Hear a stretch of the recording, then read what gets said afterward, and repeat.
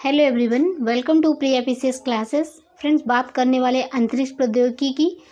तो हम फिजिक्स के इम्पॉर्टेंट टॉपिक्स को डिस्कस करने वाले हैं। यदि आपने हमारा चैनल नहीं सब्सक्राइब किया है तो प्लीज़ चैनल को सब्सक्राइब कर लीजिए। चलिए हम वीडियो को स्टार्ट करते हैं। अंतरिक्ष में भेजा गया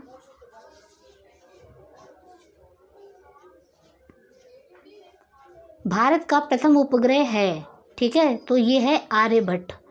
भारत ने अंतरिक्ष युग में प्रवेश किया, कब किया? तो आर्यभट्ट के प्रक्षेपण से ही भारत ने अंतरिक्ष युग में प्रवेश किया है। आर्यभट्ट का जो प्रक्षेपण है वो किया गया था, कब किया गया था? तो ये 19 अप्रैल 1975 को जो इसका है प्रक्षेपण किया गया था आर्यभट्ट का।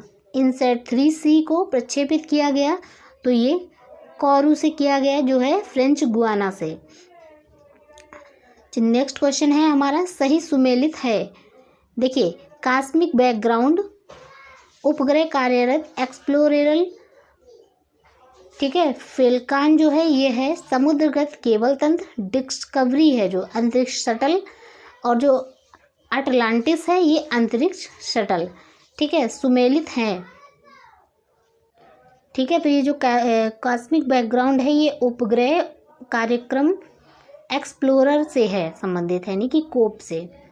ठीक है, हमारा नेक्स्ट क्वेश्चन है, क्यूरियोसिटी रोवर, ये यूएसए का मंगल ग्रह है। एनवेंसी अंतरिक्षयान है। मैसेंजर क्या है? तो ये नासा का बुध ग्रह है। एनवेंसी अंतरिक्षयान है। रुस्तम फर्स्ट क्या है? तो ये डीआरडीओ का एक मानव रहित वायुयान है। और जो आकाश 2 है ये क्या है? तो ये एक टैबलेट है। ठीक है, हमारा नेक्स्ट क्वेश्चन है, नासा का अंतिम अंतरिक्षयान शटल रहा है। ठीक है, तो ये रहा है अटलांटिस। ठीक है, ये नासा का जो है अंतिम अंतरिक्षयान शटल रहा है अटलांटिस। नेक्स्ट क्वेश्चन है, अंतरिक्षयान और प्रयोजन। देखिए, कैसनी हाइगेंस क्या है? ये शनि ग्रह पर भेजा गया मानव रहित अंतरिक्षयान है। और जो मैसेंजर है ये बुध ग्रह का मानचित्रण और अन्वेषण करने वाला है। वह जो ये वायेजर है, ठीक है, वायेजर फर्स्ट और सेकंड, ये दोनों बाह्य सौर परिवार का अन्वेषण है। और जो हमारा नेक्स्ट क्वेश्चन है वो अंतरिक्ष में सूक्ष्म तरंगों की उपस्थिति का पता चलना। और नेक्स्ट पॉइंट, अंतरिक्ष में रेड शिफ्ट परिघटना का अवलोकन, अंतरिक्ष में क्षुद्र ग्रहों की गति, अंतरिक्ष में सुपरनोवा विस्फोटों का होना। तो उपरोक्त में से वैज्ञानिक जिन परिघटनाओं को ब्रह्मांड के निरंतर विस्तरण के साक्ष्य के रूप में उद्धृत करते हैं वह कौन सा है? ठीक है, तो वह फर्स्ट और सेकंड ही है। नेक्स्ट क्वेश्चन है, समाचारों में event, horizon, singularity, strings theory और स्टैंडर्ड मॉडल जैसे शब्द जिस संदर्भ में आते हैं वह हैं ब्रह्मांड का प्रेक्षण और बोध। नेक्स्ट क्वेश्चन है, टिम पिक को जाना जाता है, तो अंतरिक्ष यात्री के रूप में टिम पिक को जाना जाता है। डेविंस, ठीक है, डेविंसी यानी कि DAVINCI, डेविंसी प्लस, और VERITAS यानी कि वेरिटेस। तो ये नासा द्वारा घोषित 2 नए मिशन है। संबंधित किससे हैं? तो ये आपके शुक्र ग्रह से संबंधित है। नासा का जो अंतरिक्षयान है कैसिनी, ठीक है, क्या है? कैसिनी। ये फ्रेंड जो नासा का अंतरिक्षयान है कैसिनी, ये शनि ग्रह के मिशन से संबंधित है। श्याम विवर होता है, यानी कि ब्लैक होल क्या होता है? सिमट गया तारा होता है। नया नाम है कल्पना फर्स्ट दिया गया है, तो मैटसैट को। निम्न कथनों पर विचार कीजिए। भारत ने सितंबर 2002 में अपने प्रथम पूर्ण मौसम विज्ञान संबंधित उपग्रह का प्रक्षेपण किया है। सेकेंड नंबर, पहली बार अंतरिक्ष वाहन PSLV C4 ने भूसमकालीन कक्षा में 1000 किलोग्राम से अधिक अर्जक भार लेकर प्रवेश किया है। तो उपरोक्त में से कौन सा कथन यहाँ पे सही होगा? तो सेकेंड और थर्ड। ठीक है, तो पहली बार अंतरिक्ष वाहन PSLV C4 ने भूसमकालीन कक्षा में 1000 किलोग्राम से अधिक अर्जक भार लेकर प्रवेश किया, तो 1 और 2 दोनों यहाँ पे सही होंगे। हमारा नेक्स्ट क्वेश्चन है, अंतरिक्ष में कई 100 किमी प्रति सेकंड की गति से यात्रा कर रहे विद्युत आवेशी कण यदि पृथ्वी के धरातल पर पहुंच जाएं तो जीव जंतुओं को गंभीर नुकसान पहुंचा सकते हैं, और ये कण पृथ्वी के धरातल पर नहीं पहुंच पाते हैं क्योंकि पृथ्वी की जो चुंबकीय शक्ति है उन्हें ध्रुवों की ओर मोड़ देती है, इसलिए वो पृथ्वी में प्रवेश नहीं कर पाते हैं। सही कथन है नेक्स्ट क्वेश्चन। पृथ्वी का चुंबकीय क्षेत्र हर कुछ 100,000 सालों में उत्क्रमित हुआ है। जब जीवित जीव पैदा हुए उन्होंने पृथ्वी के आरंभिक वायुमंडल को बदल दिया। ठीक है, नेक्स्ट क्वेश्चन है, निम्नलिखित कथनों पर विचार कीजिए। तुल्यकारी उपग्रह लगभग 10,000 किलोमीटर की ऊंचाई पर स्थापित किए गए हैं। संगीत के FM संचरण के उत्तम प्रकार का होने का कारण है कि वायुमंडल अथवा कृत्रिम शोर को सामान्यतः आवृत्ति परिवर्तन के रूप में होता है, इसके लिए अधिक हानिकारक नहीं होता है। तो यहाँ पे कथन कौन सा सही होगा? केवल एक सही होगा। नेक्स्ट क्वेश्चन है, दूर संचार प्रसारण हेतु उपर्युक्त उपग्रहों को भू अप्रगामी कक्षा में रखा जाता है। एक उपग्रह ऐसी कक्षा में तब होता है जब कक्षा भूतुल्यकालिक होती है, कक्षा वृत्ताकार होती है तथा कक्षा पृथ्वी की भूमध्य रेखा के समतल होती है। भूस्थैतिक स्थिति क्या होती है? जब कोई पदार्थ पृथ्वी के चारों ओर पृथ्वी के गति के समानुपाती उस गति से चलता है कि वह पृथ्वी पर स्थिति किसी स्थान से निश्चित दूरी पर होता है, तब ये होती है भूस्थैतिक स्थिति। ठीक है, नासा अमेरिकी अंतरिक्ष अभिकरण ने केपलर नामक दूरबीन का प्रवर्तन किया है तो पृथ्वी तुल्य ग्रहों को जानने के लिए। नेक्स्ट क्वेश्चन है, भारत द्वारा विमोचित खगोलीय वेधशाला एस्ट्रोसैट, ठीक है, एस्ट्रोसैट के संदर्भ में निम्नलिखित कथनों में से कौन सा कथन यहाँ पे सही है? देखिए, यूएसए और रूस के अलावा पहला नंबर है, केवल भारत एकमात्र ऐसा देश है जिसने अंतरिक्ष में उसी प्रकार की वेधशाला प्रमोचित की है। ठीक है, नेक्स्ट नंबर है, एस्ट्रोसैट 2000 किलोग्राम का एक उपग्रह है जो पृथ्वी की सतह के ऊपर 1650 किलोमीटर पर एक कक्षा में स्थापित है। तो यहाँ पे पहला और दूसरा दोनों ही कथन एकदम गलत है। हमारा नेक्स्ट क्वेश्चन है, जब इनसैट 3B लॉन्च किया गया था तो उस समय इसरो के अध्यक्ष कौन थे? जब इनसैट 3B लॉन्च किया गया था उस समय इसरो के अध्यक्ष थे के कस्तूरी रंजन। भारतीय अंतरिक्ष अनुसंधान संगठन के अध्यक्ष कौन हैं? डॉक्टर एस सोमनाथ जनवरी 2022 में नियुक्त किए गए थे। भारतीय अंतरिक्ष कार्यक्रम है इसके जनक कौन है? तो डॉक्टर विक्रम साराभाई हैं। ठीक है, नेक्स्ट क्वेश्चन है जिसमें कथन ए है, भारत के टेलीकम्युनिकेशन को उपग्रह से जोड़ दिया गया है। कारण है भारत स्टार वार की तैयारी कर रहा है। तो यहाँ पे पहला कथन तो सही है, ए सही है परंतु आर गलत है। नेक्स्ट क्वेश्चन है, भारतीय उपग्रह श्रृंखला जो दूरसंचार तंत्र के लिए उपयोग में लाई जा रही है, ठीक है, जो उपयोग में लाई जा रही है तो ये है इनसैट। भारतीय उपग्रह श्रृंखला इनसैट का उदाहरण है संचार एवं मौसम विज्ञान संबंधित उपग्रह। ठीक है, MF और KU में से वह आवृत्ति बैंड जो इनसैट GSAT उपग्रह संचार हेतु उपग्रह में नहीं लिया जाता है, तो MF को नहीं लिया जाता है। नेक्स्ट क्वेश्चन है, भारत का पहला रिमोट सेंसिंग सैटेलाइट छोड़ा गया है, तो ये बैकानूर से छोड़ा गया है। भारत का पहला रिमोट सेंसिंग सैटेलाइट कहाँ से छोड़ा गया है? तो ये बैकानूर से छोड़ा गया है।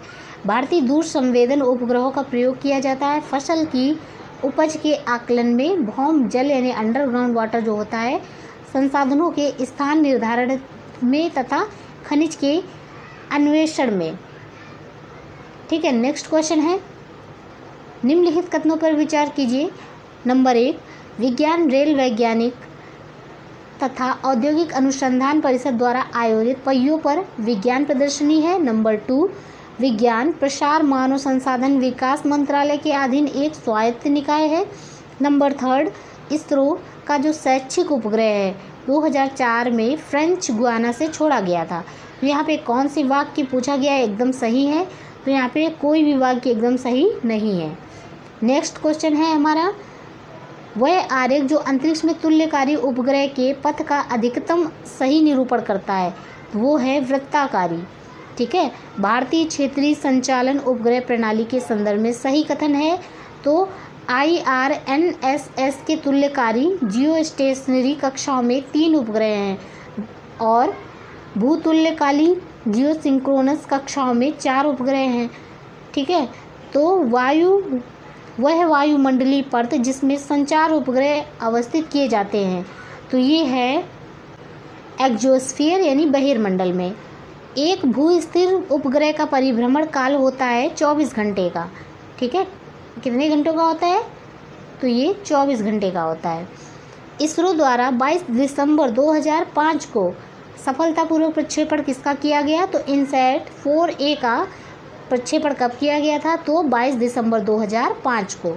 PSLV C-37 के द्वारा एक उड़ान में 15 फरवरी 2017 को सफलतापूर्वक विमोचन किया गया था 104 उपग्रहों का।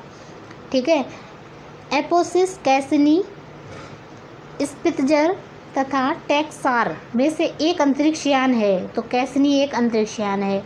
ठीक है, कथन ए है, अंतरिक्ष यान पृथ्वी पर उतरते समय कुछ क्षण के लिए भू स्टेशन से रेडियो संपर्क खो देता है। ठीक है, कारण आर है, जब एक अंतरिक्ष यान पृथ्वी के वायुमंडल में प्रवेश करता है तो यान की सतह का ताप जो है वो बढ़ जाता है, तो इससे उसके चारों ओर वायु आयनित हो जाती है। ठीक है, तो यहाँ पे आपका कथन कारण दोनों से ही, इसका स्पष्टीकरण भी एकदम सही है। ठीक है, एप्पल, IGMD और स्टेप यानी कि STEP और साइट, ठीक है, उपयुक्त तो भारतीय अंतरिक्ष प्रोग्रामों का सही कालानुक्रम है यहाँ पे।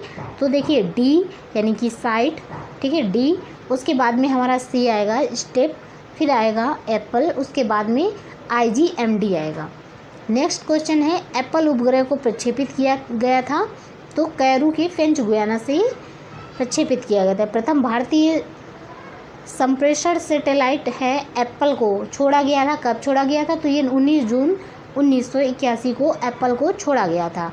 भारत के इनसैट 1D का जो प्रक्षेपण किया गया था वो कब किया गया था? तो ये 12 जून 1990 को किया गया था। इनसैट 2A छोड़ा गया था, तो ये 10 जुलाई 1992 को छोड़ा गया था।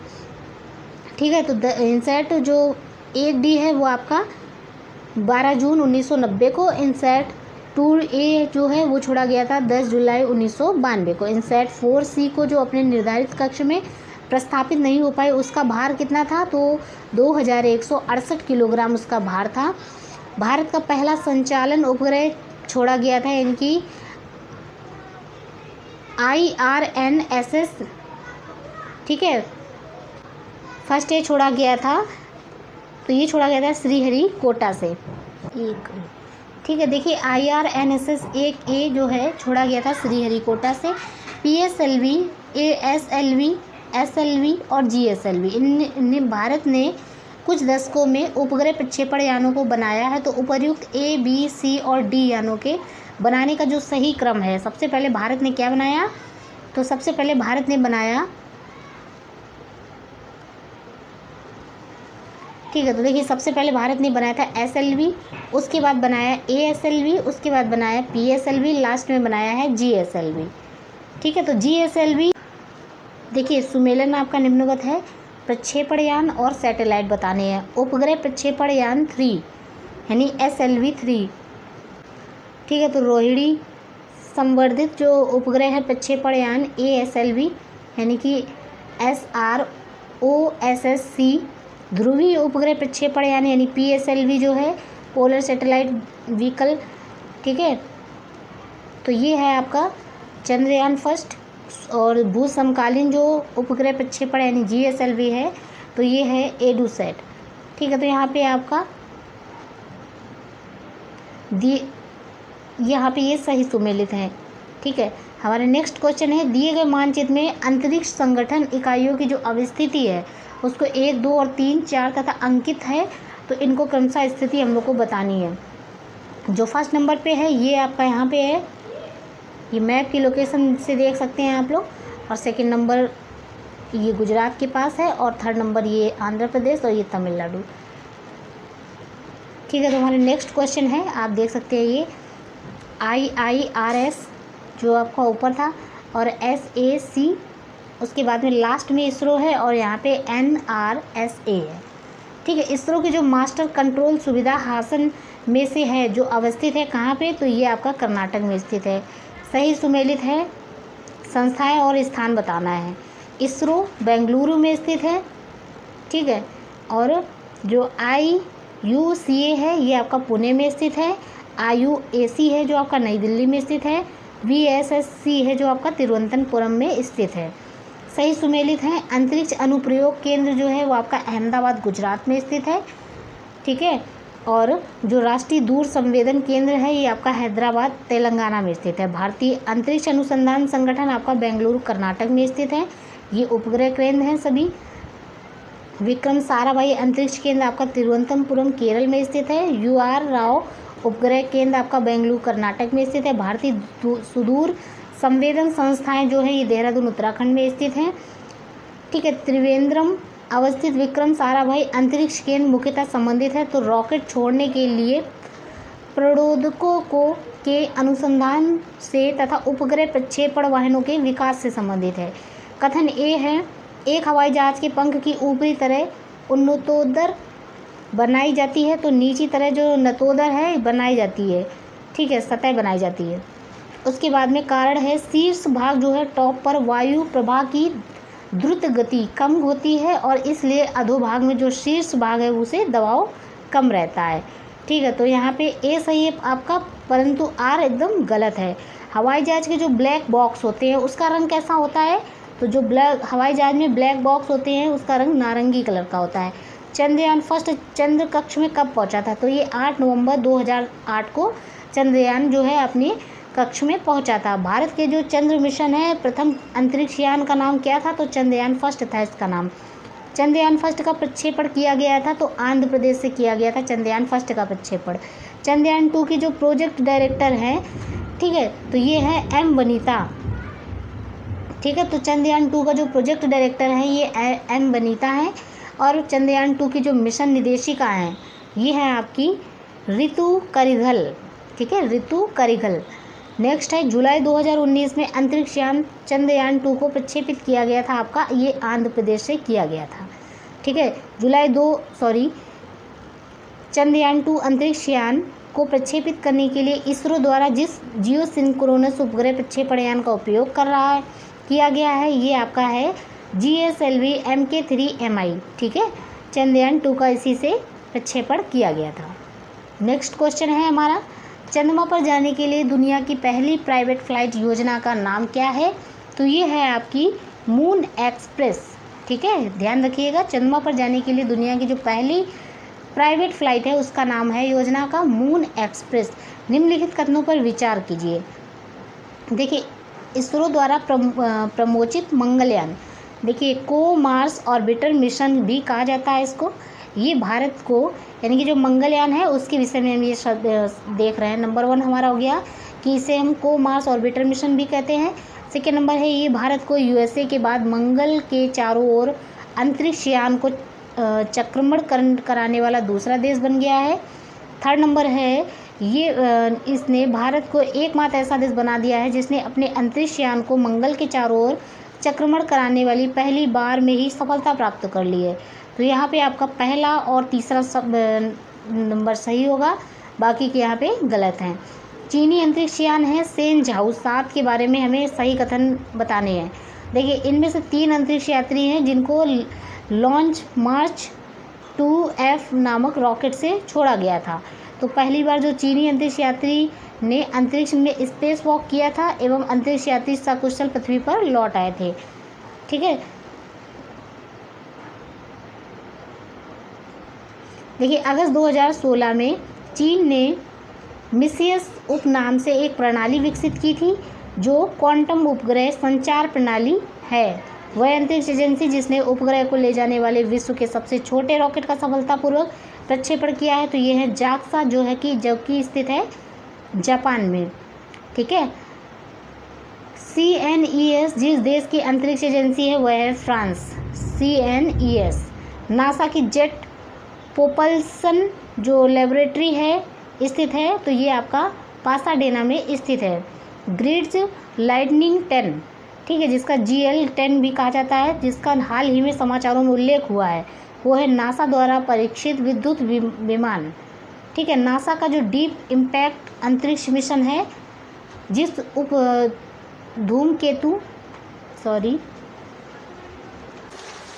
नासा का डीप इम्पैक्ट अंतरिक्ष मिशन जिस धूमकेतु केंद्रक के विस्तृत चित्र लेने के लिए प्रयोग में लाया जाता है, उसे हम टेम्पल फर्स्ट कहते हैं। ठीक है, तो उसे हम टेम्पल फर्स्ट कहा जाता है। नेक्स्ट क्वेश्चन है, फिनिक्स रोजर, फ्लोरिडा और जॉन कैनेडी में से नासा के मंगल जो ग्रह है, यान का नाम है फिनिक्स। मंगल ग्रह पर जनवरी 2004 में पहुंचने वाला प्रथम अमेरिकन रोवर था स्पिरिट। ठीक है, देखिए मंगल, बुध, शुक्र और बृहस्पति में से वह ग्रह जो जीवन के अस्तित्व के लिए उपयुक्त है तो है आपका मंगल। गाइस, यहाँ पे बहुत तेज़ से बारिश हो रही है। अगर आपके यहाँ भी हो रही है तो कमेंट करके बताएं। चलिए वीडियो को स्टार्ट करते हैं। नासा के अनुसार मंगल ग्रह पर उपस्थित जीवन के अब तक पाए गए लक्षणों में से सम्मिलित है। ठीक है, तो आपका जल है, जिप्सम है और मीथेन है। चंद्रमा, सूर्य, मंगल एवं बृहस्पति में से जिन ग्रह के उप वायुमंडल में मीथेन की उपस्थिति है वह है मंगल तथा बृहस्पति। नासा की ऑब्जर्वेटरी जिसने चंद्रमा पर जल के होने की पुष्टि की है तो ये है सोफिया। अमेरिका पत्रिका विज्ञान द्वारा 26 जुलाई 2018 को जारी रिपोर्ट के अनुसार वह ग्रह जहां पर विशाल भूमिगत झील का पता चला है तो ये आपका मंगल में ही चला है, मंगल ग्रह में। नेक्स्ट क्वेश्चन है, अंतरिक्ष यान डिस्कवरी जिसे 4 जुलाई 2006 को अंतरिक्ष में प्रक्षेपित किया गया है के ईंधन टैंक को भरा गया है तो ये है द्रव हाइड्रोजन तथा द्रव ऑक्सीजन के मिश्रण से। वह जानवर जो 3 नवंबर 1957 को अंतरिक्ष में भेजा गया है तो ठीक है, तो ये थी लाइका नामक एक कुतिया डॉगिन। मतलब देखिए, पहला आदमी जिसने चांद पर अपना पैर रखा था तो ये थे नील आर्मस्ट्रॉन्ग। अंतरिक्ष खोज के लिए अपोलो 8 को छोड़ा गया था तो ये 21 दिसंबर 1968 को छोड़ा गया था। चंद्र कक्षीय मिशन सेलिन फर्स्ट, ठीक है, ये किसके द्वारा भेजा गया था तो ये जापान के द्वारा भेजा गया था। जेट इंजन के लिए परिवेश की वायु का प्रयोग करता है, अतः यह अंतरिक्ष में गति के लिए अनुपयुक्त है। रॉकेट अपनी ऑक्सीजन पूर्ति गैस के रूप में ईंधन के साथ ले जाता है तो यहाँ पे हमारा सेकेंड नंबर है ये, तो यहाँ पे पहला ही कथन आपका सही होगा। नेक्स्ट है, समताप मंडल के निचले भाग में जेट विमान बहुत आसानी और निर्विघ्नता के साथ उड़ सकते हैं तो इसका उपयुक्त स्पष्टीकरण है समताप मंडल के निचले भाग में बादल या जल वाष्प नहीं होते हैं तथा समताप मंडल के निचले भाग में ऊर्ध्वाधर पवन भी नहीं होते हैं। जेट हवाई यान नीचे के स्ट्रेटोस्फीयर में बड़ी सरलता और आसानी से उड़ता है और इसकी निर्दिष्ट व्याख्या हो सकती है कि नीचे के जो स्ट्रेटोस्फीयर है इसमें बादल और पानी की वाष्प नहीं होती है तथा नीचे के स्ट्रेटोस्फीयर में लंबरूपी हवाएं भी नहीं होती हैं। ठीक है, जेट इंजन कार्य करता है तो ये रैखिक संवेग के संरक्षण के सिद्धांत पर करता है। स्टेटेलाइट होता है अधिक ऊंचाई पर समताप मंडल में स्थापित वायुपोत। ठीक है, थुम्बा रॉकेट छोड़ने का जो केंद्र है अवस्थित है केरल में, श्रीहरिकोटा द्वीप निकट स्थित है पुलिकट झील के। श्रीहरिकोटा रेंज जो कि भारत को उपग्रह छोड़ने का केंद्र है स्थित है आंध्र प्रदेश में। फरवरी 2004 में एक विस्फोट हुआ तो भारत के अंतरिक्ष केंद्र है श्रीहरिकोटा में। ठीक है, सही सुमेलित है। काकरापार जो है आपका ये न्यूक्लियर पावर प्लांट है। पोखरण परमाणु बम विस्फोट स्थल है। थुम्बा रॉकेट प्रमोचन केंद्र है। श्रीहरिकोटा उपग्रह प्रमोचन स्टेशन है। ठीक है, गैलीलियो परियोजना जो हाल ही में चर्चा में विषय थी तो ये यूरोपीय संघ द्वारा विकसित की जा रही एक बहु उपग्रह संचालन परियोजना है। विकसित लेजर व्यपीकरण जो अंतरिक्ष एंटीना परियोजना है, इसका प्रयोजन गुरुत्वीय तरंगों का संसूचन करना है। यह प्रयोग 3 ऐसे अंतरिक्ष यानों को काम में ले जाएगा जो एक समबाहु त्रिभुज की आकृति में उड़ान भरेंगे, जिसमें प्रत्येक भुजा 1 मिलियन किलोमीटर लंबी है और स्थानों के बीच लेजर चमक रही होगी।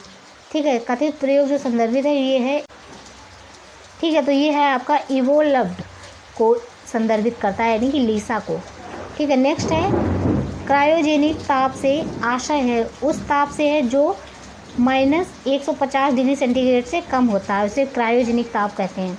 ठीक है, देखिए न्यून ताप मानो यानी कि क्रायोजेनिक्स का अनुप्रयोग होता है तो अंतरिक्ष यात्रा, चुंबकीय प्रोत्साहन एवं दूरमिति में।